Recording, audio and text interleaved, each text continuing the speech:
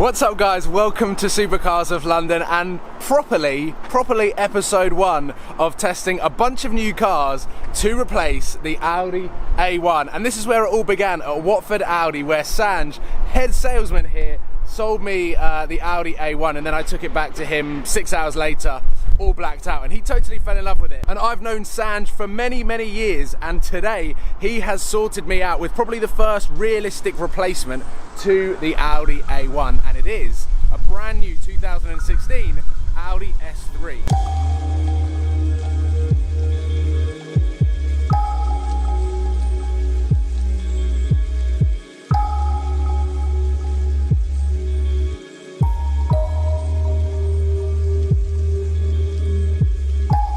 First things first, as you can notice, this is the 4-door version of the S3. It also comes in a 2-door, exactly the same as the A1. It is going to be a really interesting prospect to drive a car, considering for a daily, that has 4 doors. Is that something that I will be looking for? The Porsche certainly did not have 4 doors. It's also got a very nice sunroof, which is currently open at the moment, so fingers crossed we can really get to grips with this car. The steering wheel I absolutely love, and we've got the virtual cockpit as well. So the RS3, the new facelifted RS3, will have the virtual cockpit as well, which has just gone off, but that is the steering wheel. Inside the Audi S3, it's very similar controls to every single other Audi that is in the range because they are uniform.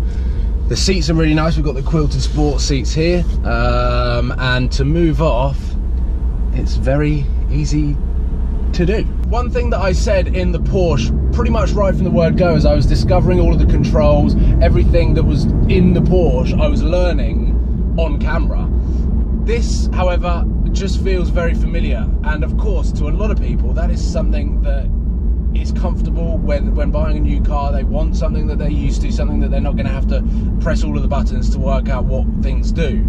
Whereas I think I'm completely the opposite. I'm considering stepping away from a brand or a manufacturer that I know, like Audi and Mercedes, and going for something completely different that I'm not that familiar with, so that it's a real learning curve.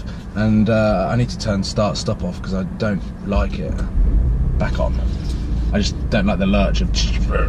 Inside the car, it already feels so much more spacious than my A1. If I was to compare the A3 and the A1, you kind of look at them and go, okay, they're quite similar, but actually being in this car and looking at those back seats compared to my A1, they are vastly bigger. So that's something that I'm definitely looking for. In a daily, it's more about practicality than it is anything else. So I think with back seats like as big as that, transporting, I'd say, fully grown adults around, you need some big seats in the back.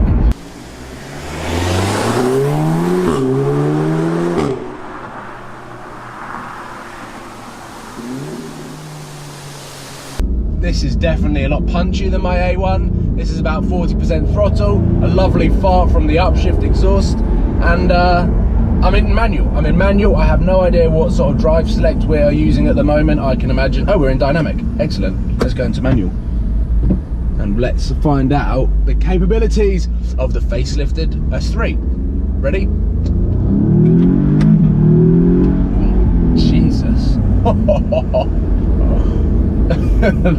This is quick. Very quick. That was a first sort of full throttle acceleration. Not entirely sure at what revs I changed gear, but wow. For a large hatchback, I'd say this is a large hatchback. We'll call the A1 a small hatchback or a city car. This is really fast. Actually, I'm going to go around this roundabout. Here we go, Quattro. Oh, it's grippy. Grippy and not much understeer. Not much understeer at all. And power-wise, this is definitely all the power you need in a daily. Oh my god. Woo.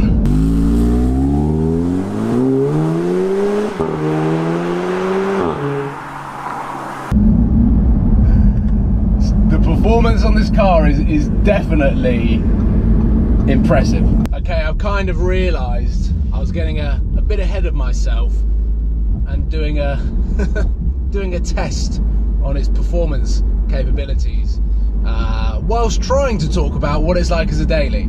However, now I have put the car in comfort mode using the drive select. I've got comfort, auto, dynamic, individual, efficiency. Oh, efficiency.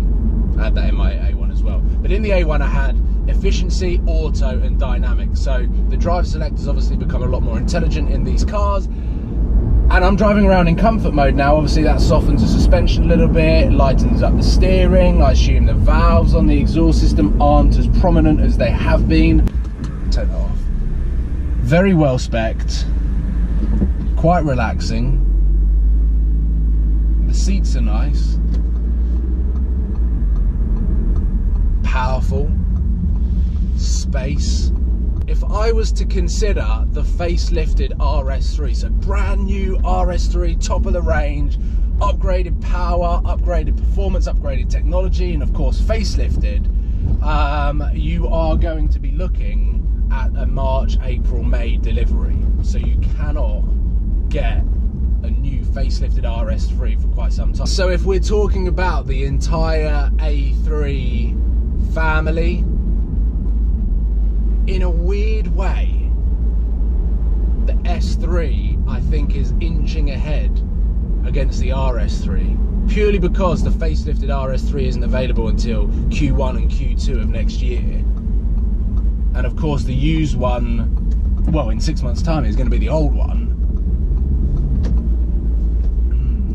Let's summarise the Audi S3 as a contender to replace the A1. Is it exciting enough to replace the Audi A1? I would probably say no, because it's the natural progression from an A1. I want something that will excite me. Let's put it back into auto.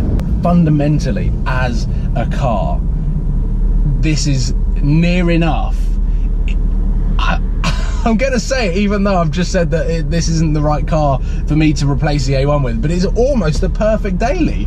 It is almost the perfect daily. It's just because if I was moving from an A-Class Mercedes, or if I was moving from a 1 Series BMW, this would definitely be up there as one of the cars that I would want to change to, because the technology, the way this car is built, how this car performs, how this car handles, and how it sounds, it's wicked. It is really, really good fun. I'm actually going to, come on, I want to put it back into comfort mode. It is tons and tons of fun, loads of space, a lot of power. So if you wanted to ferry your friends around but still put your foot down and be one of the quickest cars on the road, of course with a remap and exhaust system, which I do love to do, it would sound awesome. It would sound really, really cool. First test done. I think this is a wicked car, but would I change the A1 for it? I think not. This is logical. This is an obvious upgrade from the A1, but I think it's a no. So make sure that you tune in for the next episode of, there's no real name for this series, but anyway, the next car that I'm going to test to be the replacement to the Audi A1 is coming very soon. So make sure that you give this a thumbs up and subscribe if you haven't already, and put your suggestions or your comments or your opinions on the S3 in the comment box below. I look forward to checking them all out, seeing if you've got any other suggestions on what cars you want to see me test next. But as the S3 goes, the 2016 facelifted Audi S3, we're finished. Thank you for watching, and I'll see you soon. Cheers, guys. This button, I was told about this button, I've just pressed it, and it's an experience. So I wanted to put it on camera, that this button is called Sports Response, and is in the same sort of league as NOS.